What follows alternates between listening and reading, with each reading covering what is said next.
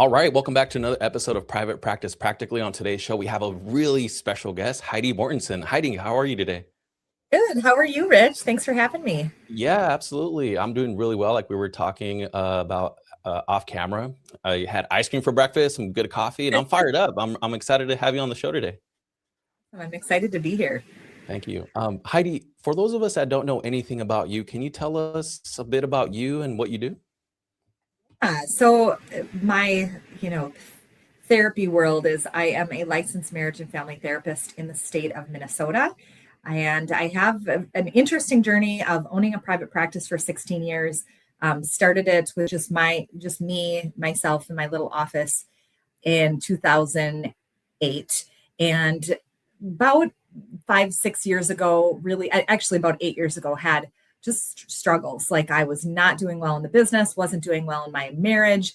And it really just got to this place like, what am I doing? Like, I don't like my business. I'm struggling in my marriage. Like, I'm supposed to be a Christian. I'm not happy. Like, what's happening here?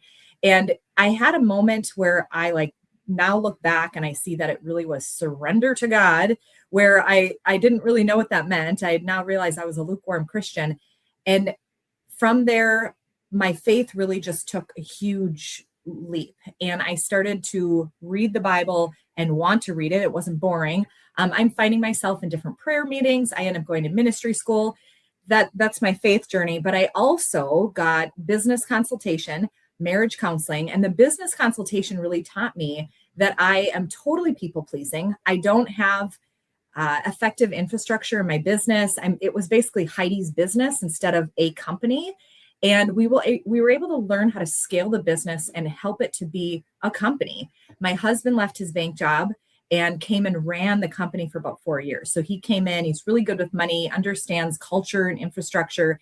And we were able to learn how to scale it instead of having one therapist see 4 clients a week and another see 30. We were able to have more consistency because I had to learn how to honor my husband instead of, bark at him like I was before. And being able to just honor that he's saying, hey, we can't have four people. But the problem was I was listening to other voices. I was listening to some other managers that I had that I thought were people that were going to help me, but they were really just there for their own agenda. I mean, God bless them. I didn't know what I didn't know. And I honestly just didn't know my worth. I didn't know that, my capabilities, and that I actually was the one that started this and built this, and I should be proud of it. And that doesn't mean I'm awesome. It just means those are some of my strengths. And here are some of my weaknesses, and I need people to help me with my weaknesses. So fast forward to a few years after that, I'm, got my head on a little bit straighter. I'm learning how to walk in my faith better. And one of the therapists came to me and said, if you ever want to sell, I'm interested in buying. And at the time I wasn't, but it put a little seed in my head. And as I'm moving, I started a podcast, I wrote a book, and I'm like, I want to fly. I want to be outside the fence. Like, I'm getting bored of this. I need to do something different. Not that that's bad. It's just, I'm listening to my lane and what I needed to do. So my husband and I were able to talk, and we realized this is what I need to do to move to the next thing with what God has for me. And so we ended up selling the business. And now I'm still in this transition season and really feel called to do more coaching and consulting while keeping my license. I don't feel like I need to get rid of it. And that's basically where I'm at. I have 3 kids. My kids play a lot of hockey. I love winter. I love summer. A lot of people from Minnesota are like, I can't stand the winter. I'm like, I love to snowboard and ski and snowmobile, and I love all those things. So that's a quick snapshot of where I'm at right now. Wow, Heidi, so many threads to pull from. There was so much there that I'd like to ask you a ton of questions about. I like to go back to way back actually to when you first got the idea to become a therapist. When did that happen? That's a really good question. So I was in undergraduate school. So I went to the University of St. Thomas, and I was going for business. My major was entrepreneurship, and I just felt like that was an in. I want to own my own business. I want to learn about business. And I was just taking it was like general and marriage and family therapy, or it honestly was just a psych class. I was not thinking I want to take this to do anything with it. And the teacher was or prof, he was a really good professor. One of those professors that gets you like thinking on your own, not here's what I think, you need to think what I think, but what do you think? And I just love that. And there was, I think it was something about, I think he was giving an analogy about pornography and how sometimes we just accept it and we think it's normal. And he was like, let's think a little bit more about this, that maybe it causes some damage. And he was trying to help us to think outside the box of what the world thinks. And I remember being in the hallway with my professor, and I had this little, like, kind of, I don't looking back, I'd say it was a drop in my spirit. And I felt like God was kind of dropping something in there to say, this is what makes the world go round, is happy families. You are going to be a different kind of therapist. I want you to pursue this degree. And I remember seeing like white walls, and I'm like, I'm not going to be a white wall therapist. Like I could see it. It was like a quick vision. Now I can see that looking back. And I was like, okay, what do I need to do I got a minor in psychology. I barely was able to get into Bethel University to go into psychology. I found that later because the guy that was advocating for me to get accepted, he told me, he was like, I was rooting for you, by the way. So I don't think I was like the either typical Christian or typical therapist. I'm not quite sure why I didn't fit the mold, but I got in and I got my counseling degree and was able to, pursue that. But it really was a professor who was just helping to think outside the box. And so the combination of that with this moment of God showing up, I don't know. I wasn't doing anything in particular. It was just that moment of realizing what I wanted to do. Yeah. Wow. That's so cool that your professor had such a tremendous influence on you going in that direction, not to mention your faith. It's, Yes. and I'm hearing faith kind of pop up in your Yes. story Yeah. pretty often. Have you Yes. always been pretty firm in your faith, Heidi, or what's that been like? Like I said before, I was lukewarm. I mean, I grew up in a Lutheran home, great parents. They would take us to church. I went to confirmation. I did all of that stuff, but I wouldn't say I really knew what it meant except for just do the things that you're supposed to do. I had a friend that invited me to a church when I was 16. It is Assemblies of God Church. So they would be speaking in weird languages. And again, I didn't know what this was, but I trusted it. Somehow it felt really safe to me. And that was when I would say I got saved. I had a moment where I'm crying and I just went to the front of the church. They did an altar call. My church I grew up with did not do that. So I would say that I was saved at 16, but was not discipled. And that's where I would say I would try to do Bible studies, but then the Bible study gals would want to go to the bar. And I'm like, well, I wanted to learn about the Bible. That wasn't why I joined this, so I would keep pursuing and keep trying, and I would attend church, but I'd still be getting drunk on the weekends and not thinking anything of it. I'm not like a bad person, but I don't know what sanctification means. And I don't know what transformation means and how I need to be empowered by the Holy Spirit. I don't know, because I'm not reading the word. I'm just kind of dabbling in maybe a Bible verse here or there of the day, and not really understanding what the Bible says. So that's the beginning of it. And then, like I said, about 8 years ago was when I was on my face and God showed up. And that was really when the power of the Holy Spirit started to basically drive me and basically kind of put some fire to what was already a little seed that was already there. Wow. Yeah. Let's talk about that, if you don't mind. What was Sure. going on in your life 8 years ago where Heidi finds herself on her face? Yeah. So I had a business that was successful. We had about 25 to 30 people working for us. I had little kids at the time, so I would say that went into some of the stress. My husband and I were not communicating. We were not on the same page. And that was a big thing because I didn't feel like I had that support. I remember thinking, I want to be home with my kids. Like, I don't want somebody else raise them. So we figured out a way for me to be home part-time. We started that transition, but I don't think he was supportive of that. Now looking back, he's like, that was awesome. I see how amazing our kids are. Like he can see the fruit of it. But at the time, he thinks that stay-at-home moms are on Facebook and eat bonbons all day. So his perspective of stay-at-home moms was like, they're lazy, they don't do anything. He just didn't have any of that perspective. And I didn't know that. And, we just don't know what we don't know. And so but I didn't feel support. I didn't feel like, good job, this is good, you're doing a great thing. It was like I'm muscling through, trying to do what I can feel in my spirit. Let's do this because it's going to be best for your kids, but not getting that support. And through the counseling, we were able to adjust and shift, and we were able to learn how to have respect for each other. He learned, there's a really good analogy. Someone gave me a word that he's the flagpole and that I'm the flag. And you can't have a flag flying without the pole, and a pole just standing there doesn't do anything. So we were able to learn how to honor each other's differences and lean into that. Like if my desk is messy, he stopped yelling at me for it. Instead of being on me all the time, he was able to like, okay, I got to just let this go. Like, this is something that I can't keep bugging you about this when you're clearly it's not your strength and you're not attending to this. And it's just shaming me. And so we just learned how to not gaslight. Also, we learned how to communicate better. I read The Gaslight Effect, and that was very helpful in learning how to shift the patterns of gaslighting.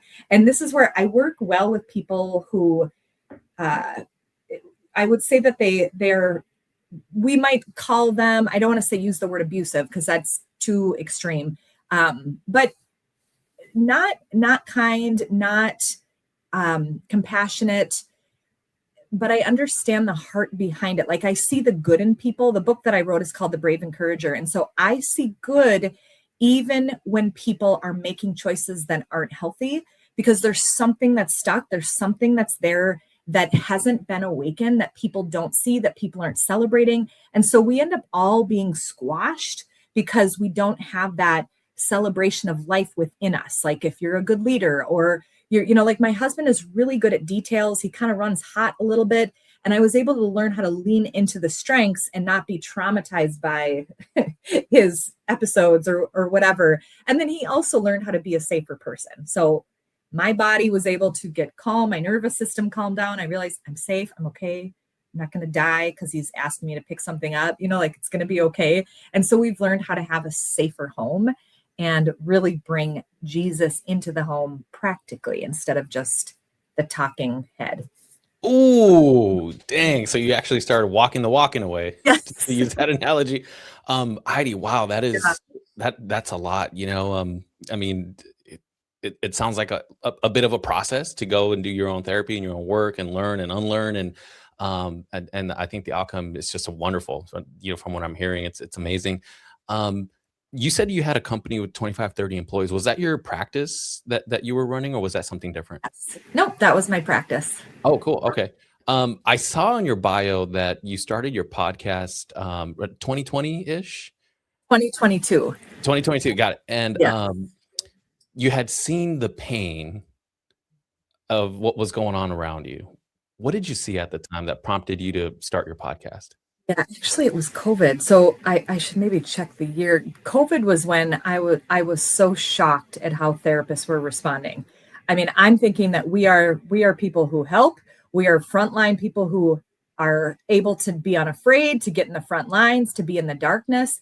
And all these therapists were afraid. They're not going to work. They're putting up glass things in front of their clients. They're wearing masks, and the therapists were afraid.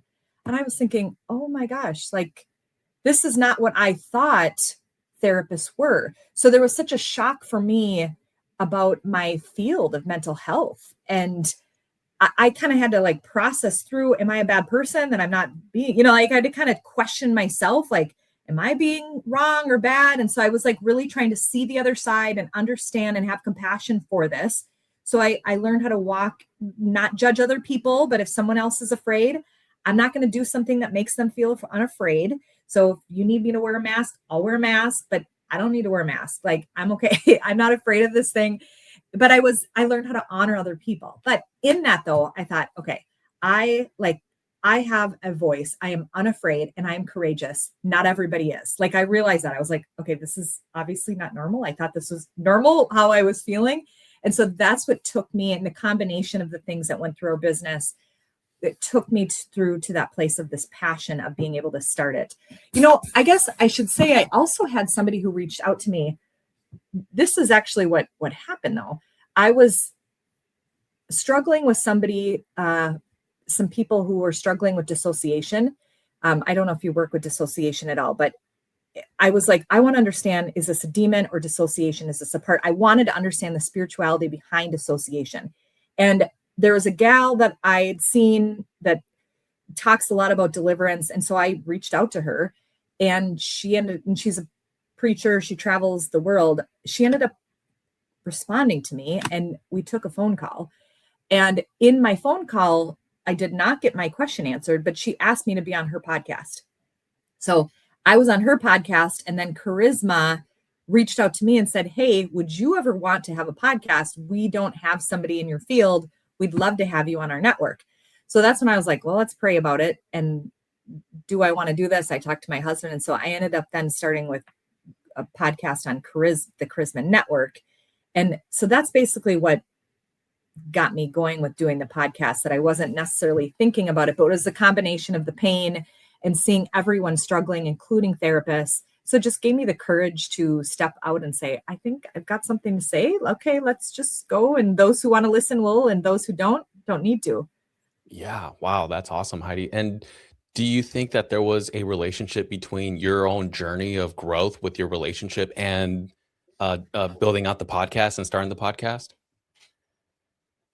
Realize at the time, but yes, there has definitely been, I've been very vulnerable, learning how to just really be transparent and vulnerable, and even just sharing things on my podcast that I've maybe gone through. I wouldn't say that I would share like the messy middle, like right now, but I will, like, if it's something that's in process where I'm protecting other people, I will share it. Yeah. Yeah. Awesome. Heidi, on your bio, it says that God was calling you in a different direction from your private practice. What did you hear? Well, there is a lot. So I didn't grow up with, I don't know if I should go totally into this. So let me guide this to way I think would be best for your audience.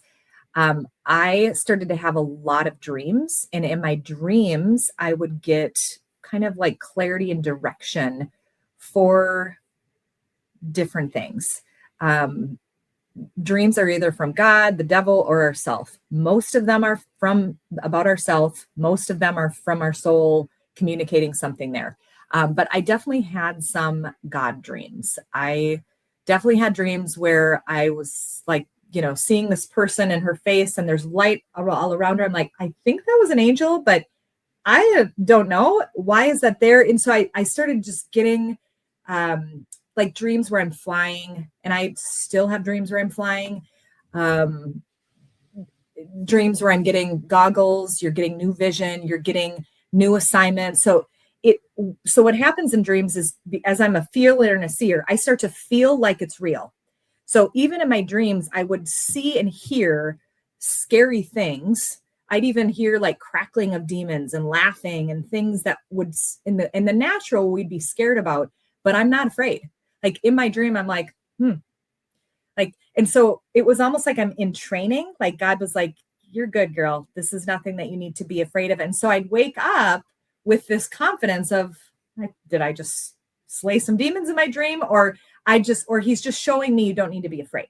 So I had a lot of dreams where I was basically in preparation and getting assignments of, I'm calling you into something different. So that was one. As I was getting counseling, and I also did deliverance and inner healing myself. And through that, a lot of encouragement from people. You should write a book. I see you speaking. And then I would get asked to speak. I spoke at our local Christian Counseling Association.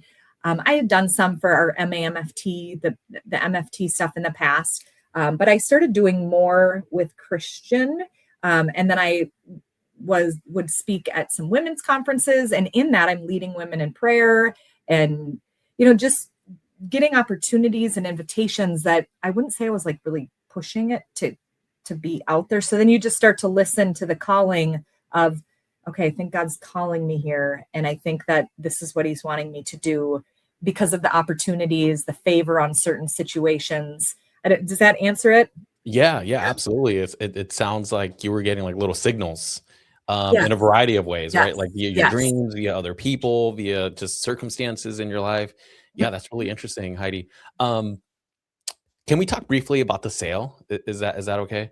Were Sure. you Yep. surprised by this person who asked you to buy? Like, did that happen out of nowhere, or did you kind of know that this person was interested and they were kind of I talking about was it? surprised. I was Yeah. surprised. She is an awesome gal, had been with me for about 10 years. And I was surprised and I wasn't looking for it or wanting it. So even a part of me was almost a little bit offended. Like, why would you offer that? And before that, probably about a year ago, there was a local big company that, I went for coffee with this guy and he gave me his card and he said, if you ever want to sell, I'm interested in buying. And I was like, I will not ever sell to you. I don't care how much you buy it for. In my heart, like, because I just have integrity. I'm not going to sell it to a big company or equity firm. I just knew that I was not going to do that. And so she suggested that. And then it was like God put that in there. And then I let it simmer. See, this is how you know it's God. It doesn't leave. Like if it's not God, it'll go and you'll move on and it won't be something that sticks. It's not something that grows, but it just kept growing and things would water it. And then I talked to my husband about it. And then I started to think, and then I started to imagine. I was like, oh, that is exactly what I need to do. And then I didn't have the okay from my husband. He told me, you need to come up with a business plan and do exactly what you just did and make the same amount of money. And I was like, oh, that's so stressful. I don't even know how to do that. I'm not even thinking about that. And then he came, I prayed and I was like, God, you need to talk to my husband because that's not helpful for me. That's not encouraging. And 2 days later, we were at dinner and he said, I don't think you can do what you need to do if you continue in the same role. I'm sorry that I said that. I think we should move forward with the sale. So it was What? like, I know. I have like a lot of little moments like that. And so I was like, yay. It was like this like clarity of like, okay, my husband's in. And from then we then went to her and there was another gal that has been there for a couple years, not as long as her, but she was the business manager. And so those two came together to buy it. And so those were the two that wanted to buy it together. So it's somebody who's already worked for me and they're wonderful women. They do such a great job. They're already running the business. So it was a very natural transition to go from me to them owning it. And then, yeah, it took about a year. Definitely was a long process with lawyers and accountants. At first we were figuring out the value, going back and forth and negotiating. Once we got that, it was like, okay, now we have to get the details of the paperwork. How is this going to go? What are the details of it? And so then we signed it like January 1, 2024. Wow. Yeah, that's so awesome. And I think that says a lot about the type of practice that you built, right? Like not only do you have this other person that wants to buy, but then you have these large firms that are looking to buy. So it speaks to your leadership and the systems that you had in place and the organization that you built. What was it like when you finally signed that form and it was like, all right, sign here and we're done, like this will be it. Like, I would say that it was really relief. I mm, almost felt like a relief in my body, just my nervous system. And it's now 2026. It's been 2 years. I think I was burnt out. Like I just needed to be done with that stress. And again, I wouldn't say that I had a lot of the stress because I wasn't daily managing it, but I think maybe it was the combination of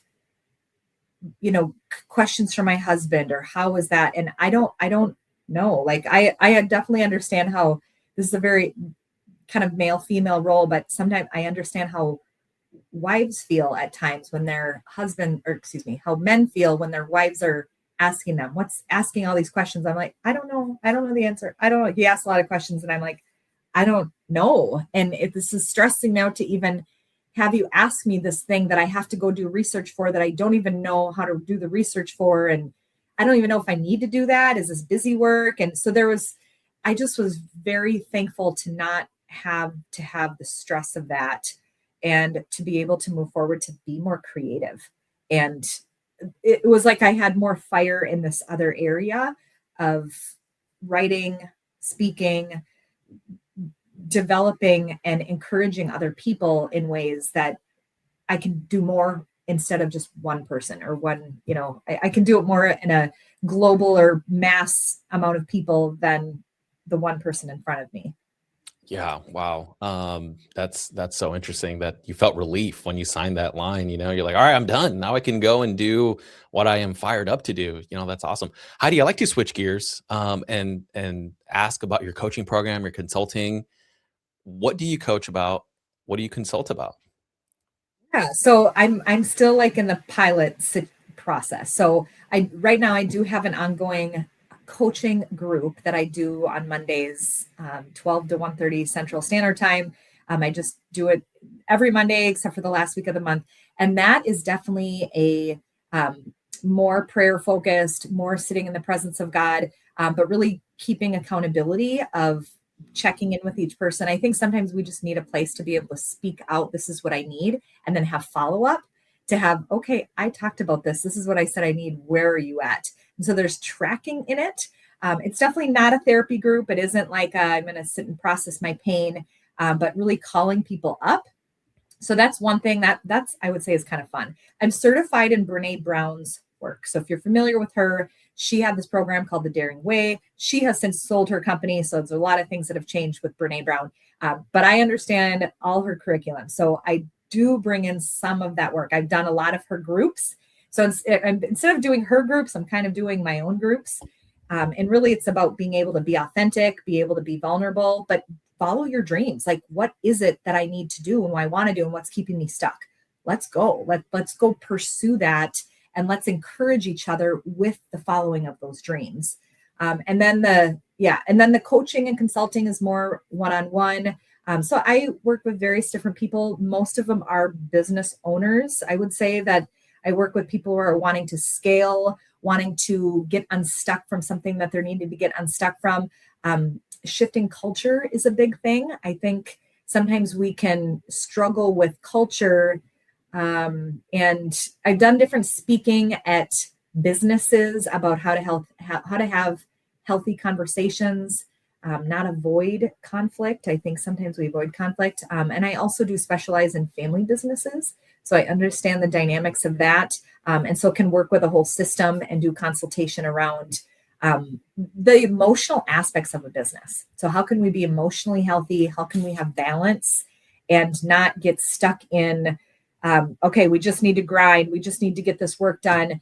And being able to work with maybe that hard-headed business owner, because I know what that was like, and being able to make connection with that hard-headed business owner to help them to see maybe there's a different way to get your goals. That how can we bring relational equity into this to help the culture improve profitability instead of let's just hammer this down and keep sending emails and keep reminding people. It's like, how about let's back up and have some relationships, and they will be motivated to work hard to do those things to increase profitability instead of like shoving it down their throat and micromanaging them.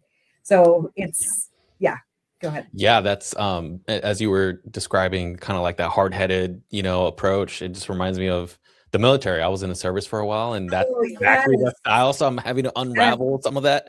How a common theme in therapist groups in the field of mental health is imposter syndrome. A lot of people will start a private practice, or they're thinking about it, or even they're in private practice, and they're just like they're feeling like this imposter syndrome. What are your thoughts about imposter syndrome, and do you help people kind of overcome that block if they are experiencing that?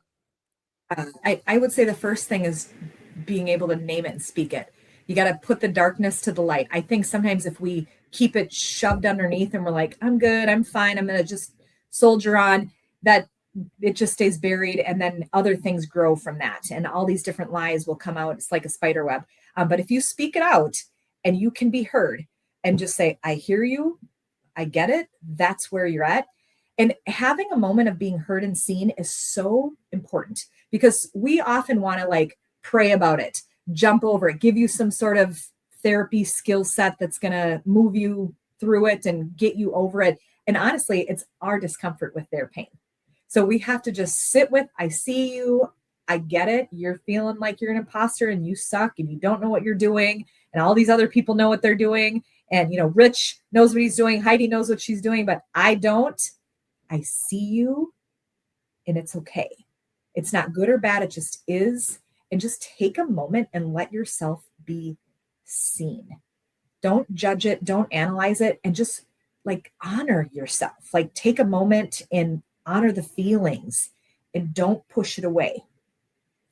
And as you do that, when you sit with it, you usually start to get some sort of revelation. Most people can because I do EMDR, it's kind of what happens in EMDR.